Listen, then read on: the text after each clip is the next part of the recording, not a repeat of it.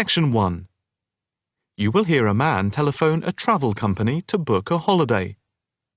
First, you have some time to look at questions 1 to 4.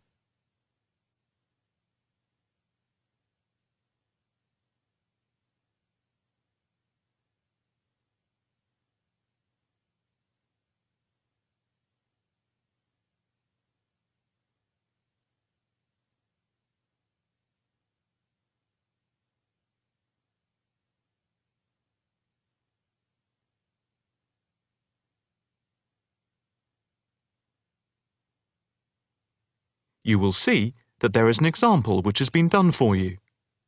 On this occasion only, the conversation relating to this will be played first. Good afternoon. Italia Breaks. My name's Margaret. How can I help you? Hi. I'd like to book a short break in Italy. Hotel and flights combined. Anywhere in particular? Yes, Venice if possible. The holiday destination is Venice. So, Venice has been written in the space. Now the test will begin. You should answer the questions as you listen, because you will not hear the recording a second time. Listen carefully and answer questions 1 to 4. Good afternoon. Italia Breaks. My name's Margaret. How can I help you? Hi. I'd like to book a short break in Italy. Hotel and flights combined. Anywhere in particular? Yes, Venice if possible. We've been looking at some of your brochures, and I want to check if you have any special deals. Right. Let's have a look and see what we've got. Right. OK. I've got the screen up. Can you just give me a few personal details? Sure. First, can I just take your name, please, and a contact telephone number? Certainly. It's John Framlington. That's Framlington. And I'll give you my mobile number. I can't always remember it. Yes, here it is. It's 07987 441192. 441192. That's it. And how many people is it for? Just 2 adults. OK. Any particular price range? It's our first wedding anniversary, and we... Congratulations! Thank you. So we wanted somewhere nice, but not too expensive. We would like to make it something to remember. Maybe in the medium price range. OK. How many nights do you plan to stay? 5 nights only. That gives us plenty of time to do sightseeing and to relax. Right. That's 5 nights only. And what type of hotel? We initially thought of going for a 5-star, but that might be too expensive. So we've been looking at 4-star hotels. We've got quite a few in our brochure, but the one I would recommend is the Hotel Scotland. It's 4-star, and I know there are rooms available because I have just made a booking for another client there. I didn't notice that one. I don't know how I didn't see it. It's easy to miss them.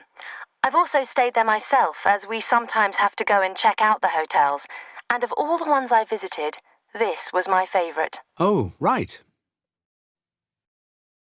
Before you hear the rest of the conversation, you have some time to look at questions 5 to 10.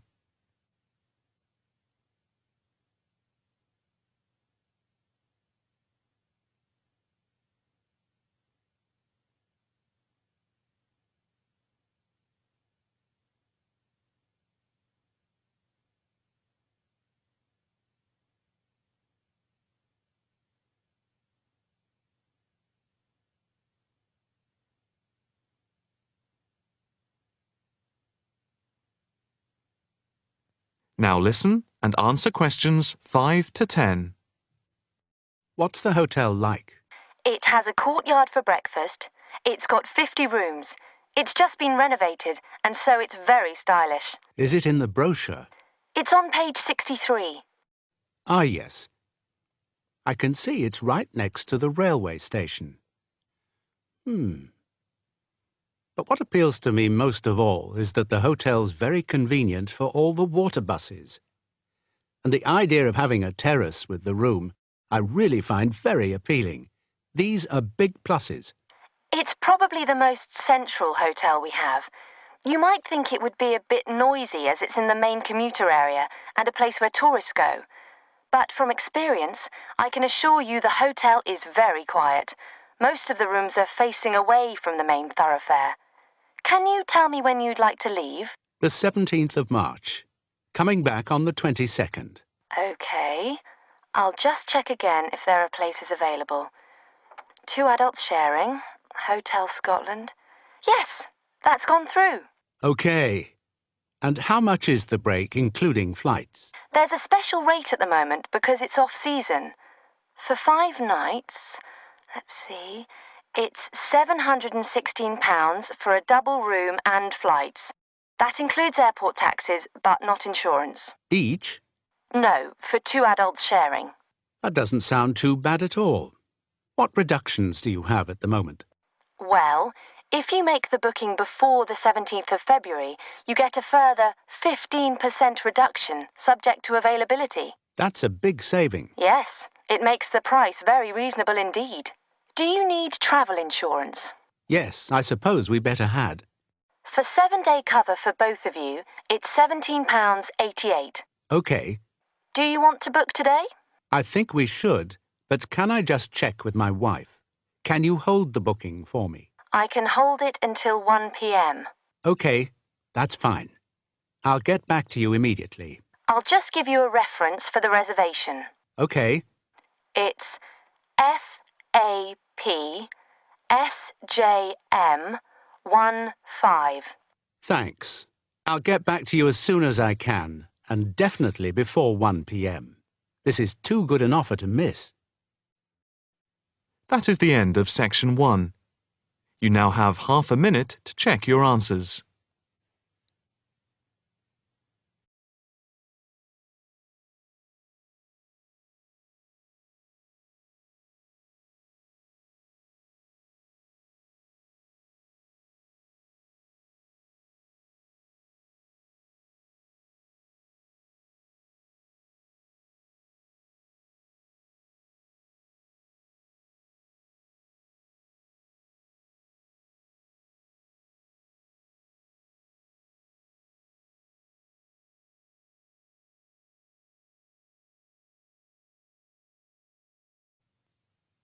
Now turn to Section 2.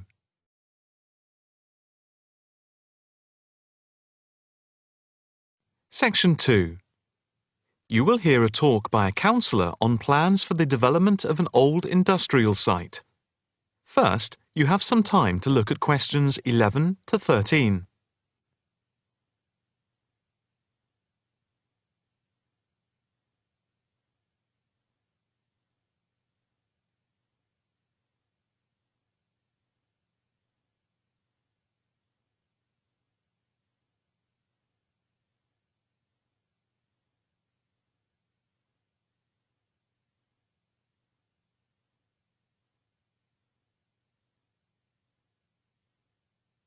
Now listen carefully and answer questions 11 to 13. Good afternoon, ladies and gentlemen.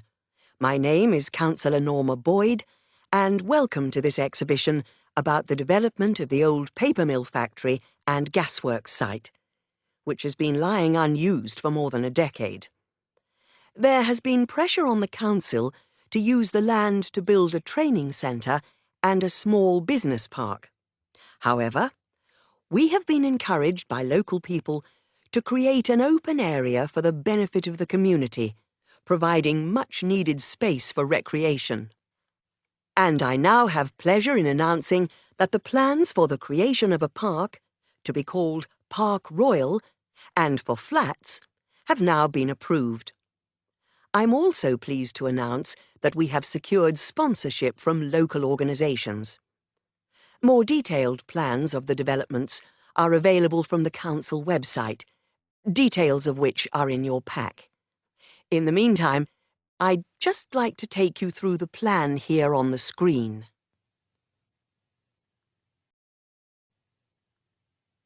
Before you hear the rest of the talk, you have some time to look at questions 14 to 20.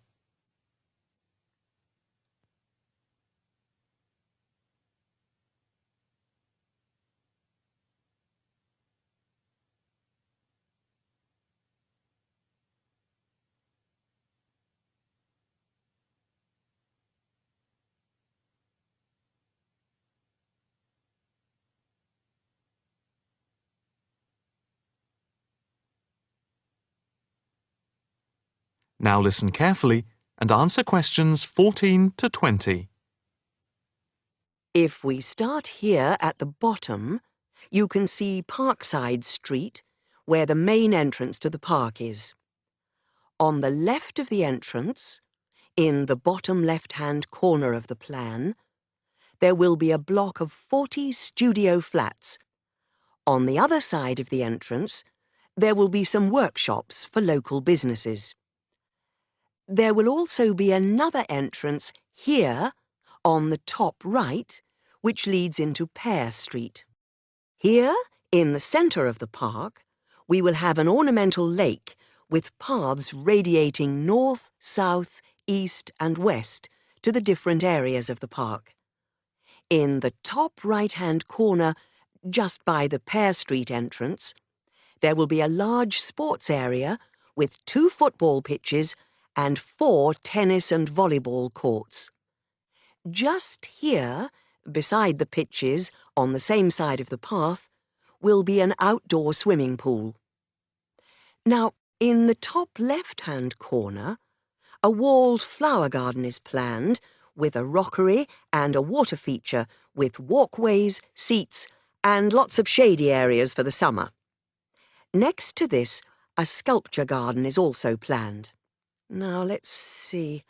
Just here, below the walled garden, there will be a grassy amphitheatre with a permanent covered stage for open-air concerts.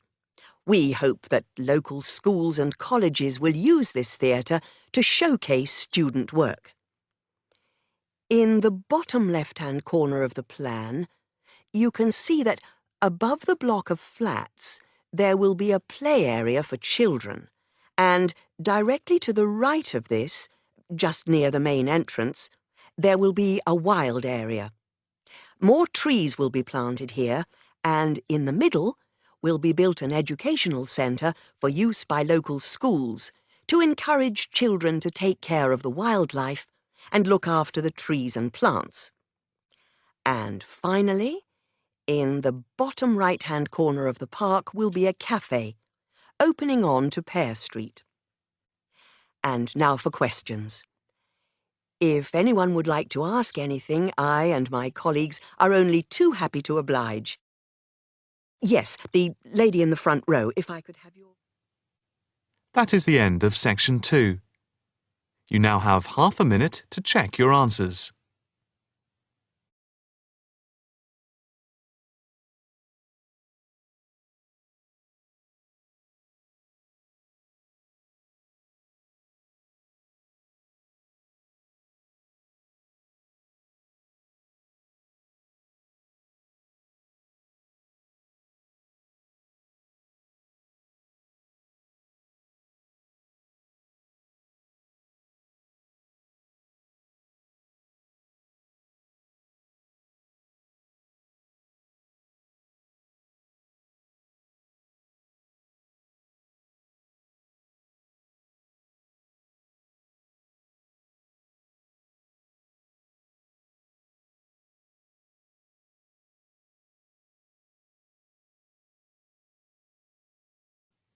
Now turn to section 3. Section 3. You will hear a female student inquiring about changing her course. First, you have some time to look at questions 21 to 25.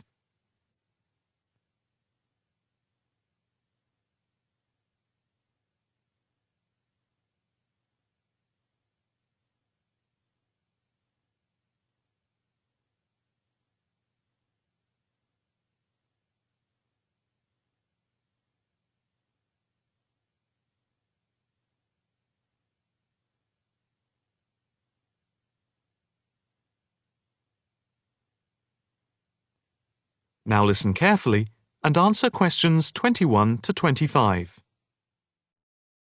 Hi, my name is Rosanna McLaren. I'm a bit early, but I have an appointment to see the assistant registrar, Andy Matthews, at 10 a.m. Hi, I'm Andy Matthews. Nice to meet you. Nice to meet you. My tutor advised me to come to see you about changing my course. Yes, I've had an email from your tutor, David Vine. Let me just call it up. Here we are. It says, Tutee Rosanna McLaren is on the Wednesday part-time course and wants to change to the distance learning program. Have you any problems with the course itself? Oh no, I love it. I think the course is really worthwhile. The theoretical sessions once a week on Wednesday from 10 a.m. to 3 p.m. are really good. You have 2 2-hour sessions then? Yes, that's it. And I have to say, I think the practical session from 4 through to 9 in the fashion workshops are also good fun. But I am finding it all very tiring, and it makes me too exhausted for my work on Thursdays and Fridays. You work the other 4 days of the week. Yes, and some Saturdays. I see. So, what do you want to do? I'd like to change to the program with the distance learning component instead of the Wednesday sessions. Yes, that is a possibility. I see from your tutor, Dr. Vine, that he has no problem with this, but you realize it's possible you'll have a different tutor. Yes, I'm aware of that. It's a shame because he's a very good tutor. What do I need to do now? First, we just need you to fill in this transfer form and the claim form for the reduction in fees. Oh, I didn't realize it was cheaper. Oh yes, it's £1,000 less a year. It gets even better. Can I start the distance learning program from now? I don't see why not. I just need to get a signature from your tutor, which should take only a short time. I'll email it to him now, and then he can sign it and put it in the internal mail. Okay. But I also need to go through with you what is involved in the distance learning program to make sure you are clear about everything. Well, I understand I attend the weekend course once a month, and that I can book a bench in the fashion workshop at any other time. You have a computer at home for the distance learning? Oh, yes. I have the necessary equipment for making video calls over the internet already. It's the flexibility of the distance learning over the internet that is very useful. And what makes it even more interesting is that I don't have to spend a lot of time traveling to and from the university on the Wednesday. I can adapt it to my own routine, as I will be able to do the theory over the internet from home when I want. The same is true of booking a tutorial online using Skype. Yes, it is amazing, isn't it? It's in its infancy, but it's been up and running for a year now, and it's going rather well. Can I just ask if it's possible to have a face-to-face tutorial at any time as well? There is no reason why you shouldn't be able to.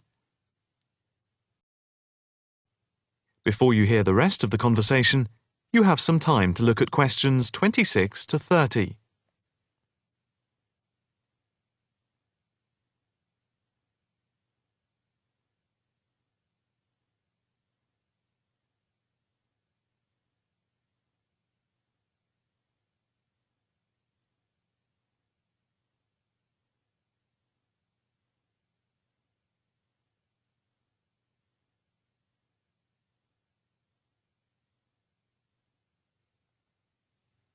Now listen carefully and answer questions 26 to 30. What about the assessment for the distance learning? I take it that it's the same as for the other program? Let me see. Each month you are expected to keep a written course diary and to present a seminar paper, and at the very end of the course there will be a written exam which will account for 30% of the total marks. What about the coursework? How much does it account for? The design portfolio, which you need to present at the end, accounts for 50%. I would point out just one thing, and that is that on the distance learning program, some tutors like to see the design portfolio twice each term to make sure you're on the right track. But of course you can take it in at any time to show your tutor. And as part of the assessment for the portfolio, you have to present at least one fashion item at a fashion show at the end of the course. Is there anything else?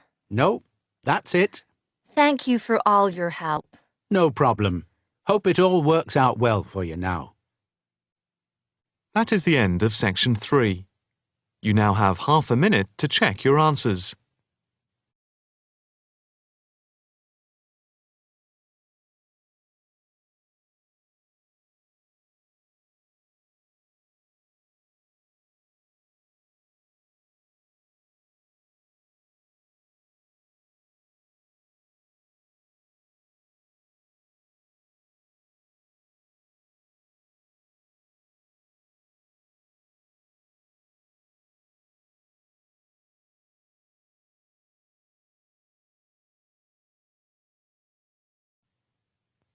Now turn to Section 4.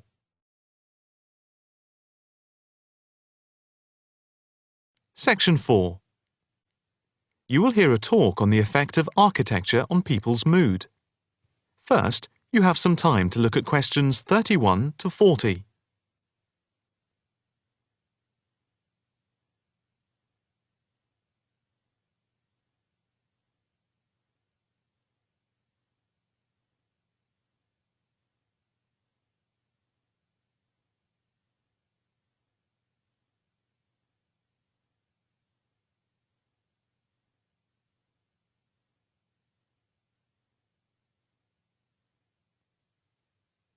Now listen carefully and answer questions 31 to 40. My group has been doing a project on the importance of architecture in people's lives and whether it has any impact on the lives of people in general. The main part I have played is in the collection of data to find out what effect, if any, various buildings have on people's mood, i.e., whether ugly buildings make people unhappy and whether beautiful buildings do the opposite.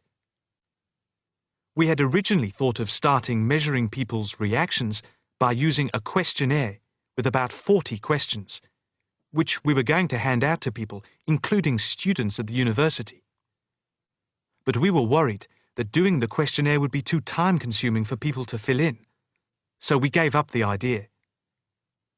I then asked several of the postgraduate students for advice. One of them came up with the simple idea of showing people images of various buildings from different eras and styles, instead of giving out the questionnaire, and asking them to indicate how they felt on a scale of 1 to 5 about the images, where 1 was unhappy and 5 was very happy. People would also be given the option of not saying what they felt. Using the scale meant that it would be much simpler to record people's reactions. I decided to follow this advice, and so the first stage was to collect a large number of images. I used Google to print off colour images of views of houses and apartment blocks where people live, and different types of buildings where they work. I started with about 30 or 40, and then reduced them to 10 images.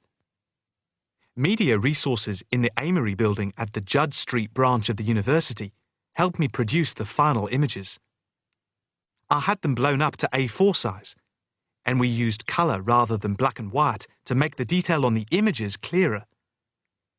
We made 5 sets of images, and for protection when handling, we pasted the images onto hard card. Then, using a machine to wrap them with plastic, we laminated the cards. 5 of us targeted different age groups. We went to a local school where we obtained permission to ask a group of teenagers between 11 and 18. We also asked a sample of the general public, including tourists from all over the world, as they exited the Tate Modern in London, what they thought. We aimed to ask people from different age groups, namely 20 to 40 and 50 and over. What our group learnt most from the project was first of all the value of teamwork. And secondly, we found that we had to appoint a leader to stop us pulling in different directions and falling apart. So this turned out to be an invaluable lesson for all of us. As to the findings, for us they proved intriguing. In the end, the sample consisted of 311 respondents. I thought initially that people wouldn't be interested in taking part. With the youngest age group, their reaction was very mixed. It was clear that the youngest group had no pattern of preference at all, as they frequently gave no reaction to the pictures. For the 20 to 40 age group, we found that they tended to score more in the middle range, around 3. We found that out of the 3 groups, the most likely to be favourably affected by the images, that is, they were more likely to score the images as 5, were those aged 50 and above. And nobody in this age group failed to say what their reaction was, which was unique for the 3 groups. In total, I have to say that about 71 people indicated that they had no reaction at all to an image. Our general conclusion is that we need to find out more about why people react as they do, by perhaps giving them a chance to give reasons for their decisions. I would like to finish there and give my teammates a chance to add anything I've missed or take any questions or suggestions. That is the end of Section 4. You now have half a minute to check your answers.